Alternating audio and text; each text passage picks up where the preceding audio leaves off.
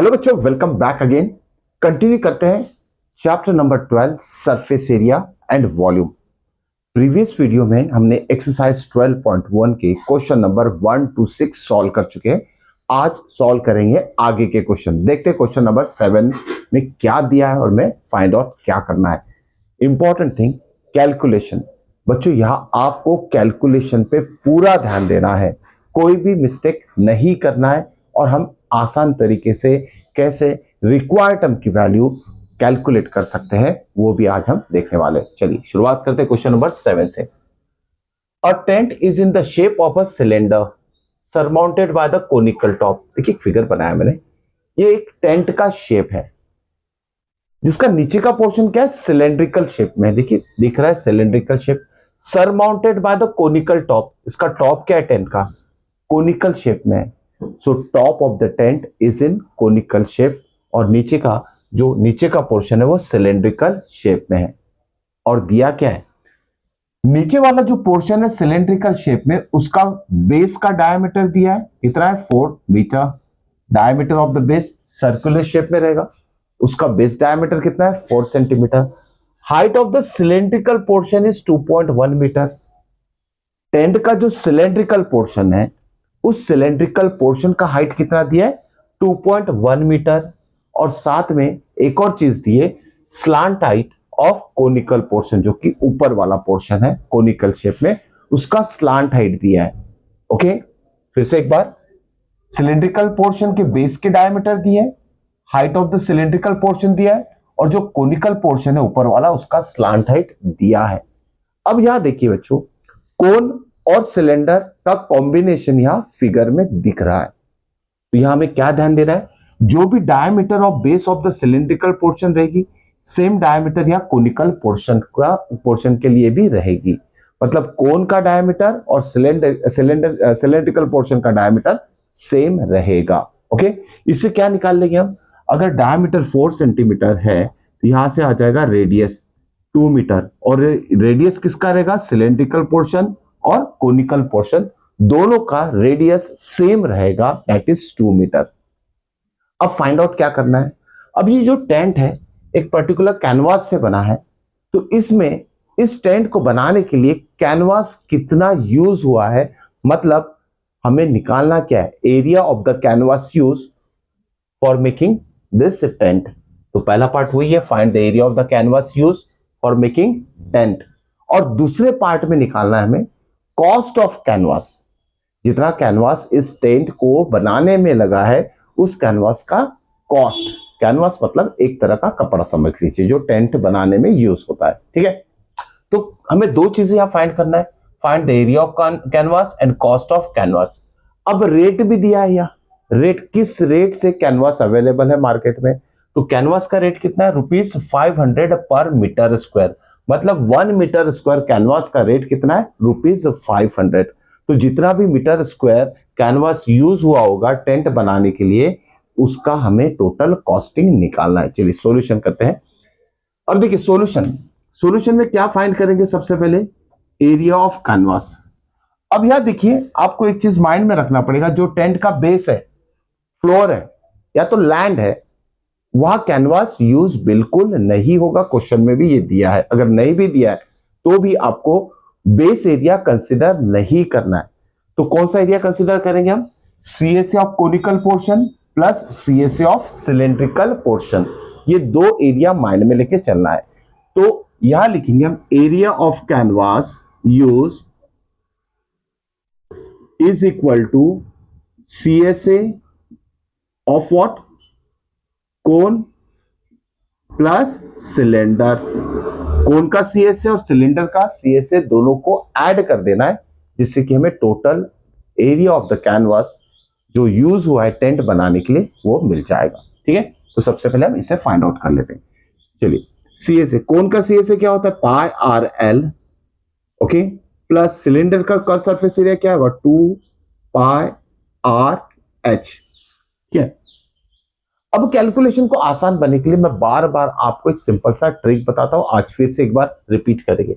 दोनों पोर्शन देखिए, यहां पाई आर है, यहां भी पाई आर है, तो क्या करेंगे हम, यहां से पाई आर की वैल्यू कॉमन ले लेते हैं।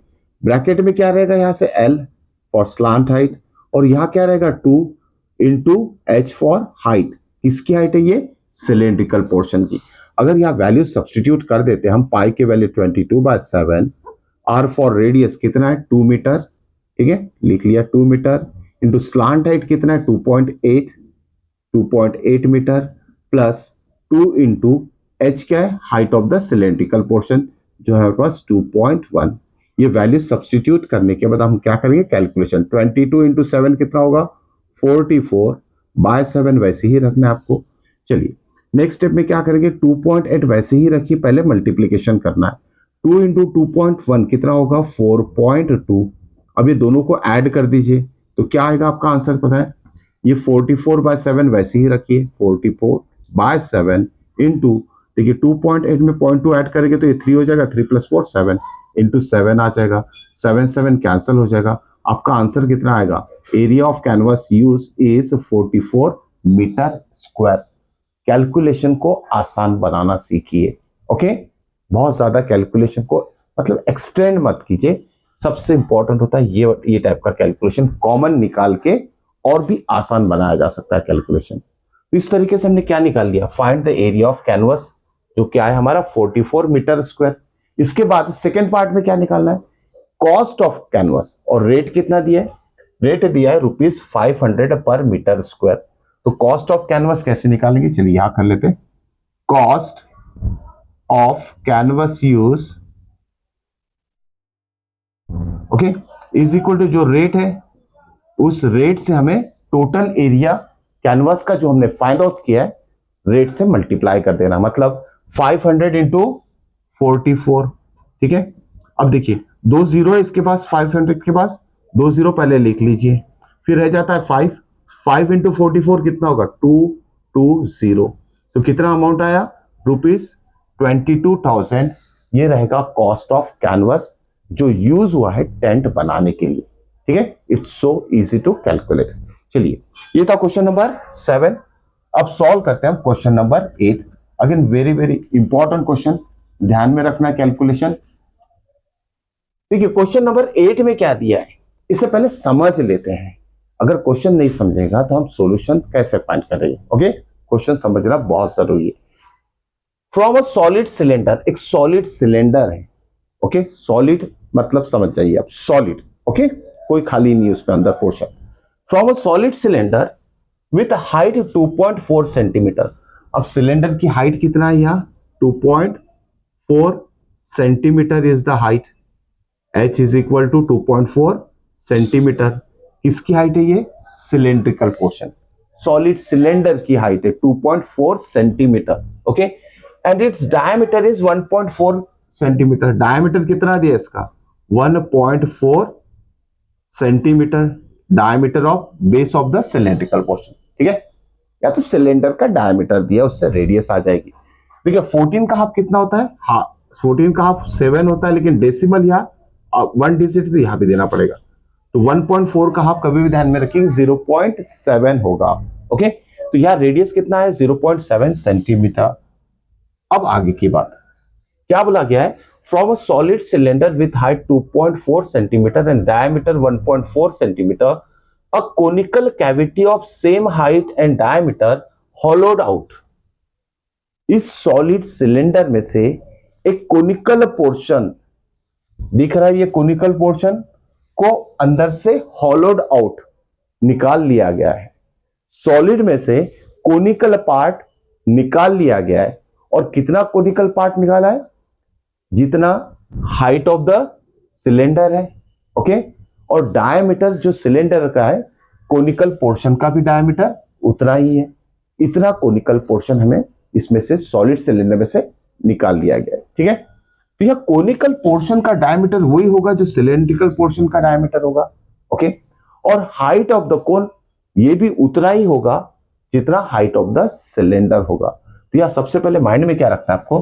फिर से देखिए, इस सॉलिड सिलेंडर में से एक कोनिकल पोर्शन होलोड आउट कर लिया है, ठीक है, और इस कोनिकल पोर्शन का हाइट और डायमीटर सेम है जो सिलेंडर के इतना है, ठीक है।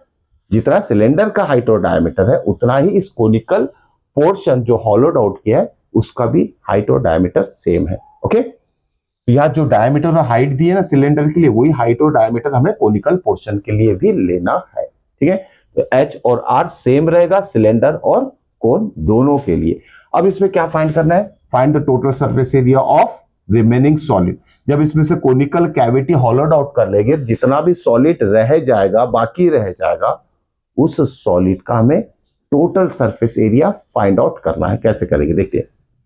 ठीक है, इसका सॉल्यूशन लिखेंगे हम। Okay, total surface area of remaining solid, जो सॉलिड रह गया है, जब कोनिकल कैविटी बाहर निकल जाएगी, निकाल लिया जाएगा, तो जो सॉलिड रह जाएगा उसका, उस सॉलिड का हमें टोटल सरफेस एरिया लेना है। यहां आपको ध्यान देना है फॉर्मूला कैसे बनेगा, इस कंबाइन फिगर का फॉर्मूला कैसे बनेगा। अब सिलेंडर कैसी दी है, सॉलिड फॉर्म में, तो उसका बेस भी यहां ध्यान में रखना है, बेस एरिया भी रहेगा। ओके, हमें सरफेस एरिया निकालना है, surface area of the remaining solid निकालना है। तो सबसे पहले क्या आएगा, CSA ऑफ सिलेंडर, यहां लिख लेते हैं CSA ऑफ सिलेंड्रिकल पोर्शन, सही बात है, ये रह जाएगा। फिर बेस भी रह जाएगा, नीचे वाला बेस, ऊपर वाला तो हॉलो हो जाएगा ना, ऊपर वाला बेस जो सिलेंडर का वो हॉलो हो जाएगा, क्योंकि कोनिकल कैविटी इस तरीके से बन रही है। ऊपर वाला पोर्शन तो हट जाएगा, लेकिन नीचे वाला पोर्शन रहेगा।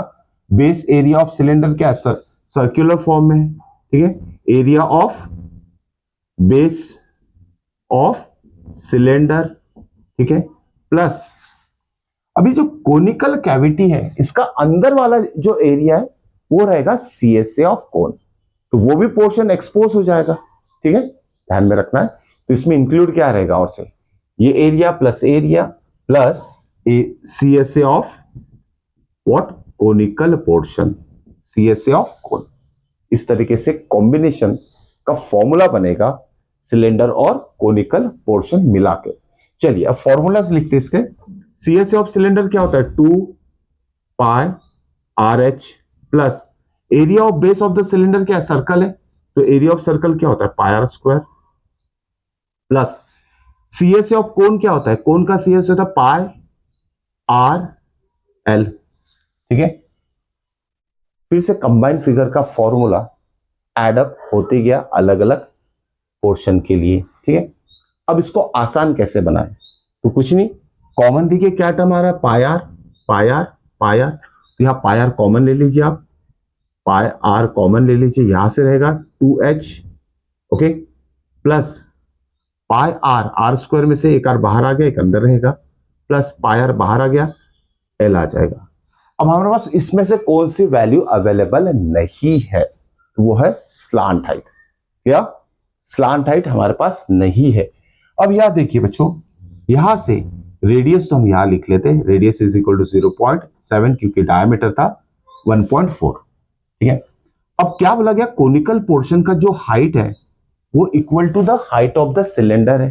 तो यहां कोनिकल पोर्शन का जो हाइट रहेगा, ये रेडियस रहेगा, और ये रहेगा height of the conical portion H। ठीक है, this H is equal to the height of the cylinder. तो हाइट ऑफ द सिलेंडर क्या रहेगा आपका 2.4, तो कोन भी क्या रहेगा 2.4 सेंटीमीटर ही रहेगा। अब यहां देखिए, this is the slant height of the cylindrical portion, this is radius. यहां से हम क्या करेंगे, पाइथागोरस थ्योरम यूज करके L square is equal to R square plus H square फॉर्मूले से L की वैल्यू फाइंड आउट कर लेंगे। R फॉर रेडियस, रेडियस कितना है 0.7 whole square plus, okay, H कितना है 2.4, यहां लिखेंगे हम 2.4 दी होल स्क्वायर। रेडियस 0.7 का स्क्वायर मतलब 0.7 इंटू 0.7, वो होता है 0.49। ठीक है, 7 स्क्वायर 49 और 0.2 डिजिट के बाद। अब यहां देखिए 2.4 का स्क्वायर कितना होता है 576, और दोनों का एडिशन कितना होगा, लेकिन यहां डेसिमल 0.4 है, तो डेसिमल यहां 2 डिजिट के बाद लगेगा, और दोनों का एडिशन आएगा 6.25। ये हो गया आपका वैल्यू ऑफ L स्क्वायर। तो L कितना आएगा, यहाँ L कितना आ जाएगा, L इज इक्वल टू 625, किसका स्क्वायर है 25 का, और जब भी रूट लेते तो डेसिमल आफ्टर 1 डिजिट लगाया जाता है। तो L की वैल्यू कितनी आई 2.5 सेंटीमीटर, L इज 2.5 सेंटीमीटर। ठीक है, ये एल आ गया, आप वैल्यू सब्सटीट्यूट करते हैं, इज इक्वल टू पाई कितना है 22/7, आर फॉर रेडियस कितना है 0.7, ओके, इनटू ब्रैकेट में 2 इंटू एच क्या है हाइट, कोई भी ले लीजिए सिलेंडर या कोन की, कितना है 2.4 प्लस रेडियस कितना है, radius is 0.7 plus sign slant height कितना है हमारा 2.5। ठीक है, सबसे पहले हम ब्रैकेट सॉल्व करेंगे, जहां मल्टीप्लीकेशन है उससे पहले करना है, उसके बाद आपको एडिशन करना है सारे टर्म की। यहां हम कैलकुलेशन कंटिन्यू करते हैं, 22/7 इंटू 0.7 इंटू ब्रैकेट, चलिए 2.4 इंटू 2 कितना होगा 4.8 प्लस यहां कितना है 0.7 और 2.5, 25 प्लस 7 कितना होता है 32, तो 3.2 आ जाएगा ये 3.2। ये 7 कट रहा है 7 से, 7 वन सा डेसिमल आफ्टर 1 डिजिट है, तो 1 डिजिट अप्लाई कीजिए, कितना हो जाएगा 22 इंटू 0.1, और चलिए इसको ऐड कर लीजिए, 0.8 में 0.2 करेंगे तो 5 हो जाएगा, 5 प्लस 3 8, क्या ओके, क्या करेंगे अब 22 इंटू 8 कर लीजिए, कितना होगा 8 2 16, 8 2 16 प्लस 1 17, और इंटू 0.1 जब करेंगे आप तो 1 इंटू 176 कितना होगा 176 ही होगा, और डेसिमल आफ्टर 1 डिजिट है तो 17.6 centimetre square. Okay, answer decimal आया। अगर आपको अप्रोक्सीमेट, ये अप्रोक्सीमेट आंसर है, इसे राउंड अप भी कर सकते हैं, तो राउंड अप होगा तो इसके आगे का नंबर, अगर ये 5 से ग्रेटर नंबर है डेसिमल के बाद, या 17 का आगे का नंबर हम लिखेंगे राउंड अप करके 18 सेंटीमीटर स्क्वायर। ठीक है, अगर ये आंसर भी रहने देते हैं तो भी करेक्ट आंसर कंसिडर किया जाएगा। ओके, होप सो बच्चों आज के क्वेश्चन और कैलकुलेशन समझ में आया होगा। नेक्स्ट वीडियो में इसके आगे के क्वेश्चन सॉल्व करते हैं, मिलते हैं नेक्स्ट वीडियो में, टिल देन गुड बाय।